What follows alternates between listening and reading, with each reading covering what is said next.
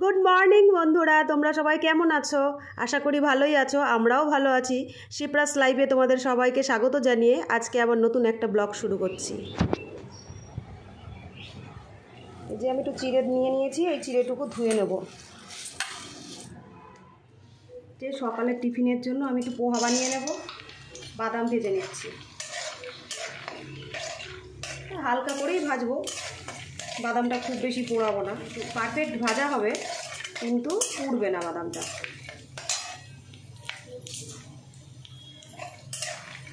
বাদামটা একটুখানি হালকা আছে ভাজবো, না হলে পরে বাদামটা উপরটা ভাজা হবে, ভেতরটা কাঁচা কাঁচা থেকে যাবে।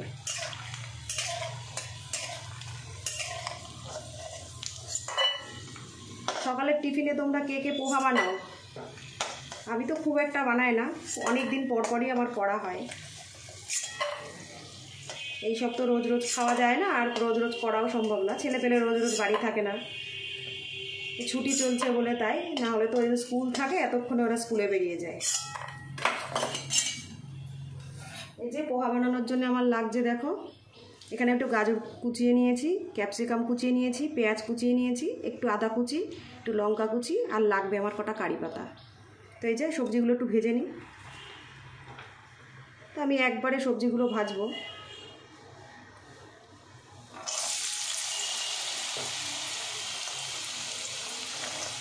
আগে গাজরটা কিছুক্ষণ ভেজে তারপরে আমি ক্যাপসিকামটা ভেজে নেব।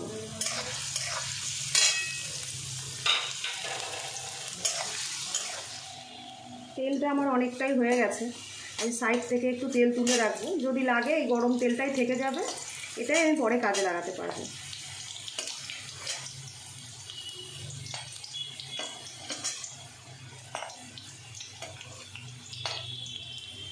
তো এখানে আমি পরিমাণ মতো নুন দিয়ে দেবো। এর মধ্যে যেহেতু চিড়ে যাবে, এখনও আরও সবজি যাবে, তো একবারেই আমি নুনটা দিয়ে দিলাম। এবারে আমি পেঁয়াজ আর ক্যাপসিকামটা দিয়ে দেবো।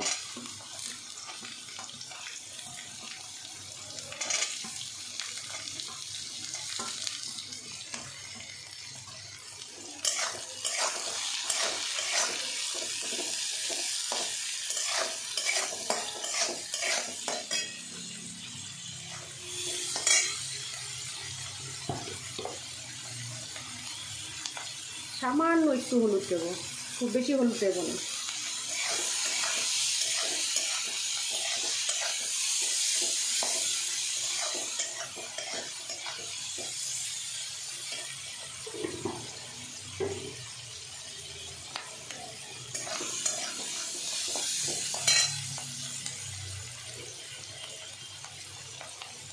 এবারে দিয়ে দেবো লঙ্কা কুচিটা।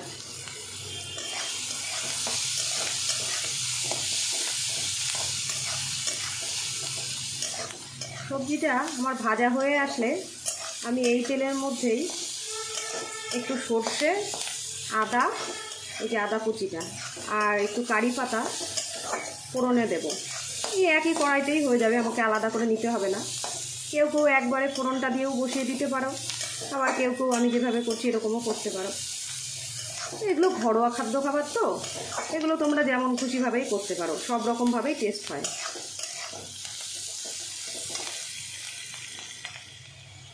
আমার সবজিটা ভাজা হয়েই এসেছে। বলতে এটা আমি খুব তো কড়া ভাজা করব না, এটা সেদ্ধ হয়ে গেছে, অথচ অতিরিক্ত কড়া ভাজা হয়নি, এই পর্যায়ে রেখে দেবো। এবার এই যে তেলটা সাইড করে বার করে নিলাম। এবার এর মধ্যে আমি এই যে খানিকটা সর্ষে নিয়ে নিয়েছি, দিয়ে দেবো।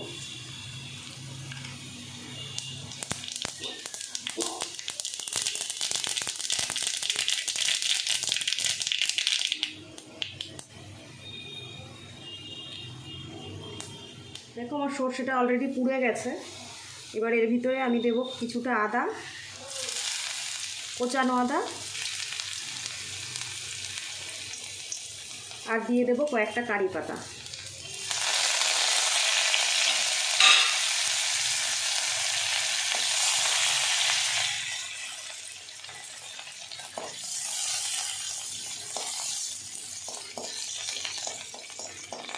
কারি পাতাটা দেখো আমার ভাজা হয়ে এসছে, আর আদাটাও অনেকটাই ভাজা হয়ে গেছে। কারি পাতা দিয়ে খুব সুন্দর একটা ফ্লেভারও বেরিয়েছে। এইবার সবজি কটা দিয়ে আবার একসাথে ভেজে নেব। এবার আমি দিয়ে দেবো এই যে আগে থেকে ভিজিয়ে ধুয়ে রাখা চিড়ে। আর এই পোহা বানাতে গেলে না তোমরা নর্মাল চিড়ে নেবে না, মানে যেটা পাতলা যে সরু চিড়েটা ওটা নেবে না।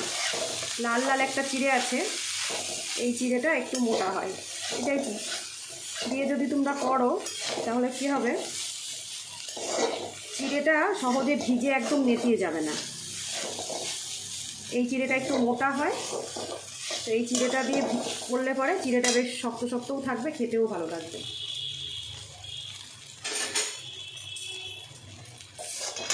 সরু যে চিড়েগুলো আছে সাদা, ওগুলো জলে দেওয়ার সঙ্গে সঙ্গে না একদম নরম হয়ে যায়, নেতিয়ে যায়, এরকম দানা দানা থাকবে না। এই যে এখানে যেরকম দানা দানা রয়েছে এরকম থাকবে না। তো দেখো আমার এটা প্রায় হয়ে এসেছে। এর মধ্যে যদি কেউ মনে করো তোমরা মিষ্টি দেবে, সেটা দিতে পারো, আমি মিষ্টি দেবো না। এই যে আগে থেকে ভেজে রাখা বাদামগুলো দিয়ে দিলাম।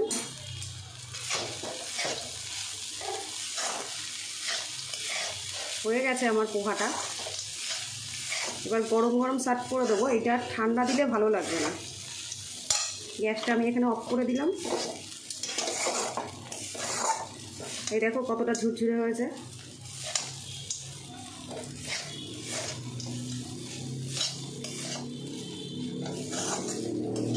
তো এটা আমার হয়ে গেছে, এবার আমি তুলে নেব।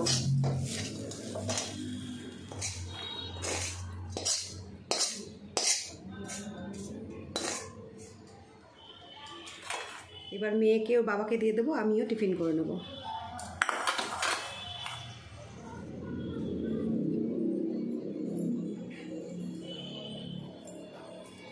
এই যে খাবার নিয়ে চলে এসেছি, নাও।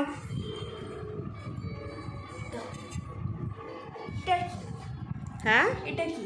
এটা পোহা। বেঙ্গলের বাইরে যেটা খাওয়া হয়? না না, ওয়েস্ট বেঙ্গলেও খাওয়া হয়। তুমি খাও, খেয়ে দেখো কেমন হয়েছে। কেমন হয়েছে বাবা?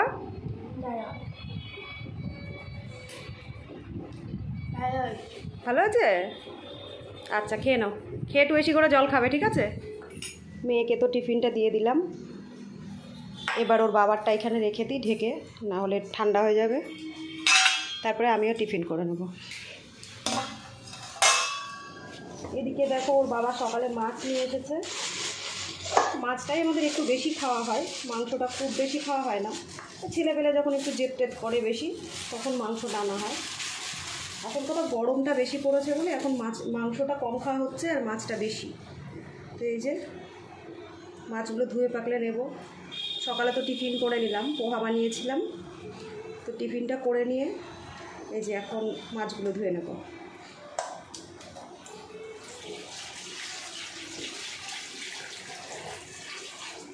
একটা বড় গামলা নিয়ে নেব, এই ছোটো গামলায় আমার হবে না।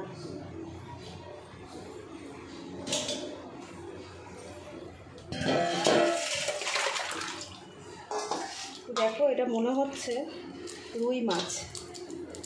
মাছটা টাটকা নিয়ে এসছে সকালে অনেকক্ষণ আগেই। আমি এই টিফিন করছিলাম বলে মাছটা আমার ধুতে আজকে একটু সময় লেগে গেল। এই মাছটা ধুয়ে নেব, নিয়ে দেখি কী দিয়ে রান্না করি। দুদিন বাপের বাড়িতে থেকে এসেছি, এখন আর বাড়ি এসে মন বসছে না, ভালো লাগছে না, মনটা উড়ু উড়ু লাগছে। সবাই মিলে ছিলাম বাপের বাড়িতে একসঙ্গে, গল্প আড্ডার মধ্যে সময়টাও কেটে গেছিলো বেশ সুন্দর। তারপরে পাড়ায় গিয়েছিলাম একটুখানি, পাড়া গ্রামের দিকে বাড়ি হলে যেটা হয় সবাই আসে, দেখা হয়, গল্প আড্ডা হয়। আমরা তো সবসময়ই বাড়িতে একাই থাকি নিজেদের মতন, কারণ মেয়েরা তো সবসময় বাড়ি থাকে না। ছোটোজন এখন থাকছে, বড়জনের আজকের থেকে পরীক্ষা, বড়জন চলে গেছে, সকালে ঘুম থেকে উঠে 7:30টার মধ্যে বেরিয়ে গেছে। তো বাড়ি এসে এখন মনে হচ্ছে এই দুটো দিন কেমন করে কেটেছে। সবার সাথে থাকার মজাটাই আলাদা। একা ঘর একা সংসার হলে কিছু করার থাকে না। আমার শ্বশুর শাশুড়ি নেই, তারা গত হয়ে গেছে অনেক আগেই। সংসারে আমরা মাত্র 4 জন, আমার 2 মেয়ে আর আমি আর আমার হাজব্যান্ড। তো এই হলো আমাদের ছোট্ট সংসার। এই ছোট্ট সংসারেরই গল্পগুলো তোমাদের কাছে তুলে ধরি, যতটুকু পারি, যতটুকু আমার পক্ষে সম্ভব হয়।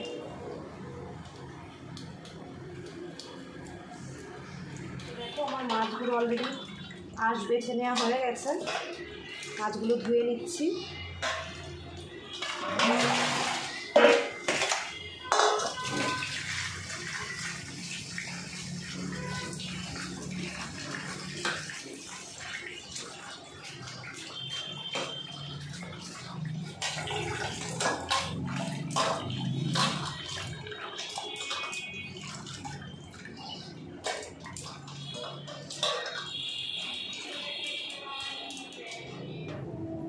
এই দেখো, এই কয়েক পিস মাছ আমি নিয়ে নিয়েছি ধুয়ে, এইগুলো রান্না করব। সবগুলো করব না, কারণ সব অনেকখানি মাছ তো, সবটা রান্না করলে আর খাওয়ার লোক থাকবে না। আর এই যে কিছুটা মাছ আর দুটো মুড়ো টুকরো আর কি, এইগুলো রেখে দেবো, এগুলো আরও একদিন হয়ে যাবে। তো এইগুলো ফ্রিজে রেখে দিই আর এই বাকিগুলো রান্না করে ফেলি।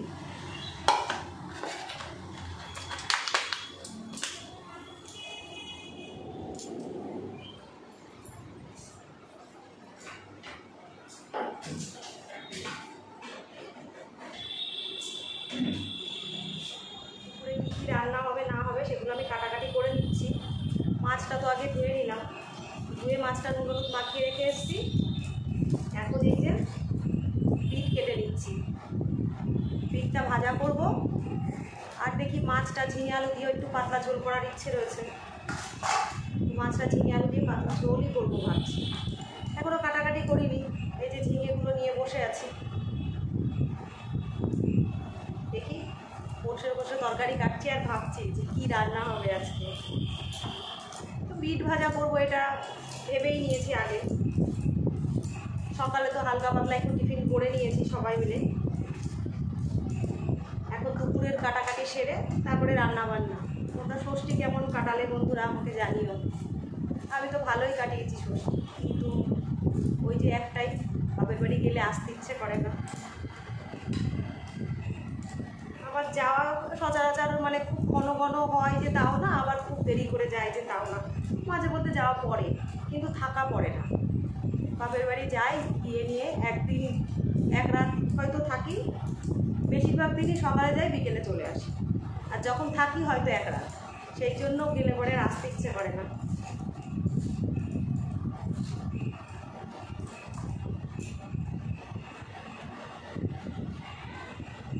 তারপরে মাও অনেকদিন আসে না, মাকে বলে এলাম যে তুমিও যেও, তুমি তো অনেকদিন যাও না, এবার মাছের সবজিটা কেটে দেবে।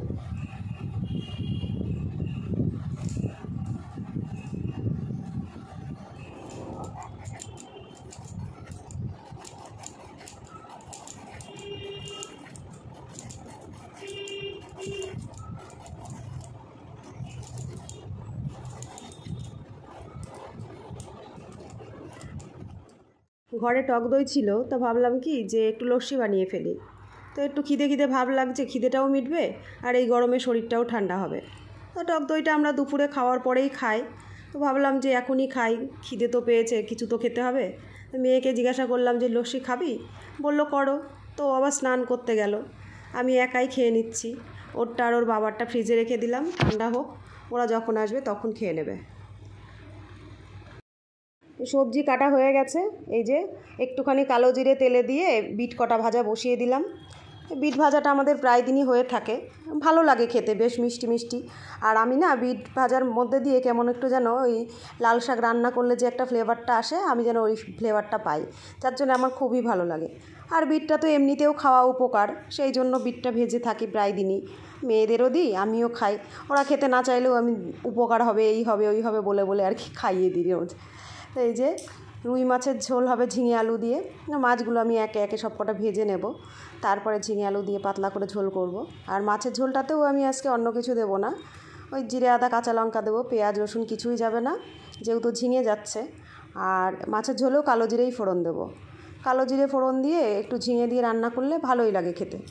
আর কালকে খাসির মাংস খাওয়া পড়েছে, খাসির মাংস খেয়েছি। এইবার যদি পাতলা না খাই, এমনিতেই এই গরমের মধ্যে শরীর অসুস্থ হতে কতক্ষণ বলো, সেই জন্যই পাতলা পাতলা মাছের ঝোলই খাচ্ছি।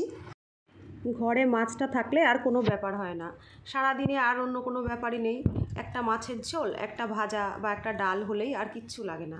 আর নিরামিষ থাকলে কি হয়, সেদিনের খাওয়া দাওয়া খুব ভালো হয়। নিরামিষে যেহেতু গ্যাস অম্বলের সমস্যাটা খুব একটা হয় না। কিন্তু তুমি ওই যে একটা দুটো পদ করলে তো তোমার হবে না, বাড়িতে এক একজনের রুচি এক এক রকম। এদিকে ঝিঙে আলুর তরকারিটাই এই যে আমি লবণ দিয়ে দিলাম। লবণটা দিয়ে একটুখানি নাড়লে কী হবে, ঝিঙেটা দিয়ে আস্তে আস্তে জলটা বেরিয়ে আসবে। এই যে কালারের জন্য আমি একটুখানি লঙ্কার গুঁড়োও দিয়ে দিলাম। লঙ্কার গুঁড়োটা না দিলেও চলে, এটা কাশ্মীরি রেড চিলি, যেহেতু একটু হালকা কালার আসে সেই জন্য আমি লঙ্কার গুঁড়োটা দিই। এমনি তো আমি কাঁচা লঙ্কা দিয়ে বেশিরভাগ রান্না করি, খুব রেয়ার আমি শুকনো লঙ্কা দিই। শুকনো লঙ্কা মানে না পারলে আমি কোনো রান্নাতে দিই না, একটুখানি কালারের জন্য শুধু লঙ্কার গুঁড়ো ব্যবহার করি। আর সব তরকারিতে তো তোমার কালার লাগেও না, নিরামিষ ঘ্যাটঘুটে তো তোমার ওই সব লঙ্কার গুঁড়ো টুড়োর কোনো মানে দরকারই পড়ে না, ওইটা কাঁচা লঙ্কা দিলেই হয়ে যায়। তো এই যে আমার ঝোলটা ফুটে উঠেছে, আলুটাও গলে গেছে। এবার মাছগুলো সব দিয়ে দেব। মাছগুলো দিয়ে একটুখানি মাছটা যখন সেদ্ধ হয়ে আসবে, তারপরে একটুখানি দেখে তারপরে ভাজা মশলা আছে আমার, আগের দিন জিরে ভেজে গুঁড়ো করে রেখে দিয়েছিলাম, তো সেই ভাজা মশলাটাই আমি একটুখানি দিয়ে নামিয়ে নেব। আর এই ভাজা মশলার সেন্টটা না আমার খুব ভালো লাগে। রান্না বান্না কে কেমন করে সেটা তো জানি না, তবে আমার বাপের বাড়িতে আমার দিদিও কিন্তু এই ভাজা মশলার রান্নাটা করে, আমিও করি। আবার আমার শাশুড়িকেও দেখতাম ভাজা মশলা দিয়ে রান্না করতো। আমার শাশুড়ির রান্নার মধ্যে আবার কি, আমি যেমন শুধু জিরে বা গোটা ধনে দিয়ে জিরে দিয়ে ভেজে গুঁড়ো করে রাখি, আমার শাশুড়ি তার মধ্যে আবার শুকনো লঙ্কা দিত। শুকনো লঙ্কা দিত, দিয়ে নিয়ে একসাথে বেশ ভেজে গুঁড়ো করে রেখে দিত। সেটা কোনো কোনো সময় মানে রেখেও দিত, আবার কোনো কোনো সময় ভেজে সঙ্গে সঙ্গে সেটা দিয়ে রান্নাটা করতো। তা বেশ ভালোই লাগতো। তা সেই সব দেখে দেখেই আমিও শিখে গেছি। আর এদিকে এই যে আর একটা রান্নাও হবে আমার, এটা হলো পটলের, তোমরা মানে কি বলো জানি না, আমরা পটল ভাপাও বলি, আবার পটল তেল পটলও বলি। তো এই যে কালো জিরে ফোড়ন দিয়ে আমি বসিয়ে দিলাম, আর পটলটা তেলে দেওয়ার সঙ্গে সঙ্গে খুব ছিটছিল, একটু নুন হলুদ দিয়ে ওই জন্য আমি পটলটা ভেজে নিলাম।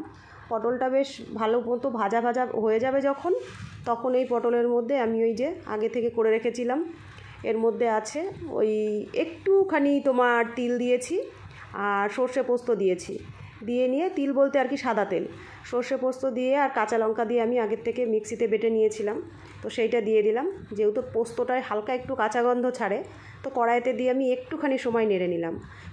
এবারে মশলা ধোয়া জলটাও দিয়ে দিলাম, দিয়ে বেশিক্ষণ রাখবো না, যেহেতু পটলটা আমার আগেই ভেজে রেখেছি, তো পটলটা অর্ধেকের বেশি সেদ্ধ হয়ে গেছে, মানে 70% বেশি সেদ্ধ হয়ে গেছে। এবার 3-4টে কাঁচা লঙ্কা দিয়ে কিছুক্ষণ একটু ঢাকা দিয়ে রাখলেই রেডি। তো তোমরা কেউ যদি এর মধ্যে মিষ্টি দেবে মনে করো, একটু দিও, আমি দিয়েছিলাম আজকে একটুখানি। সব তরকারিতে তো মিষ্টি দিই না আমি, কিন্তু পটলটার মধ্যে একটু মিষ্টি না দিলে ভালো লাগবে না, তো একটুখানি আমি মিষ্টি দিয়েছিলাম। দিয়ে এই দেখো পটলটা আমার হয়ে গেছে, আমি নামিয়ে নিলাম। তো যে কটা পটল রান্না হয়েছে আমাদের দুবেলা হয়ে যাবে। বাটিটা তোমাদের দেখতে হয়তো ছোট লাগতে পারে, তো অনেকটাই ছিল। গামছাটা গায়ে দিয়ে বসেছো কেন? ঠান্ডা লাগে, ঠান্ডা লাগার জন্য কি স্নান করে এসেও গামছা লাগবে গায়ে? গরম লাগছে। গরম লাগুক, ওই যে ফ্যান চলছে, একটু পরে তুমি ঘরে তো চলে যাবে, ঘরে গেলে আর গরম কোথায় লাগে। গামছা এরকম গায়ে দিয়ে বসবে না, ঠিক আছে? এই যে স্নান করে এসে নিয়ে লস্যিটা আমি বানিয়েছিলাম দই দিয়ে, তো আমি একটু খেয়ে নিয়েছিলাম আগে, আর ওকে দিলাম কেবল। তো এসে দেখছি গামছা গায়ে দিয়ে বসে রয়েছে স্নান করে এসে।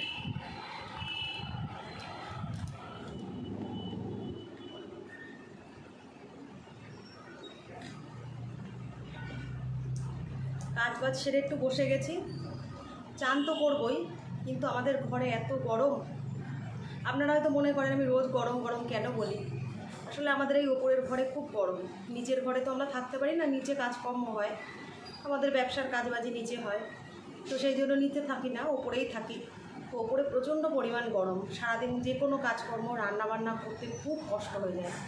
আমাদের ছাদটার উপরে কোনো গাছ নেই, পুরো ফাঁকা চারিদিকটা, সকাল থেকে একদম বিকেল অবধি রোদ্দুর পড়ে, এত পরিমাণ গরম হয় যে কাজকর্ম করতে খুবই কষ্ট হয়ে যায়। আর রিসেন্ট কিছুদিন এই ষষ্ঠী টষ্ঠী গেল, একদম তো বৃষ্টি নেই আমাদের এদিকে, তো বীভৎস গরম পড়ে যাচ্ছে।